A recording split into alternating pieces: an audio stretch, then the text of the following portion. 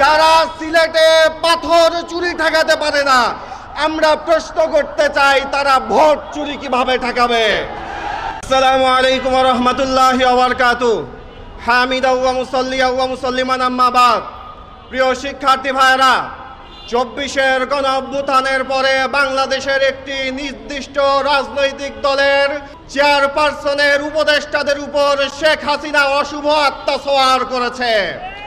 তারা বক্তব্য দিচ্ছে নৌকার ধানের শীষ দুই সাপের একই বিষ বললে নাকি তারা জিহবা কেড়ে দিবে। আমরা বলতে চাই, বিশ্ববিদ্যালয়ের ক্যাম্পাসগুলোতে আওয়াজ উঠেছে হলে হলে গুপ্ত রাজনীতি বন্ধ করতে হবে।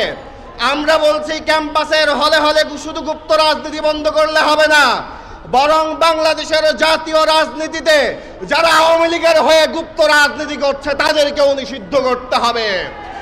সংগ্রামী ভাইরা আমার, 5 আগস্টের পর দেখতাম বাংলাদেশের একটি নির্দিষ্ট রাজনৈতিক দল নির্বাচন জিকির করে।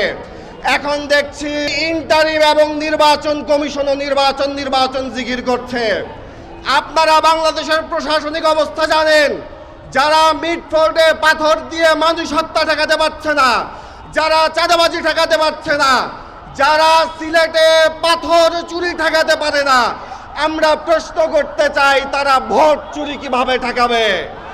34তম প্রতিষ্ঠা বার্ষিকীতে বাংলাদেশের মানুষের প্রতি ইসলামী ছাত্র আন্দোলন বাংলাদেশের শপথ হলো, ইসলামী ছাত্র আন্দোলন বাংলাদেশ আগামীর বাংলাদেশে নতুন করে কাউকে ফ্যাসিস্ট হয়ে উঠতে দিবে না। সকলকে ধন্যবাদ জানিয়ে আজ বিদায় নিচ্ছি। আসসালামু আলাইকুম।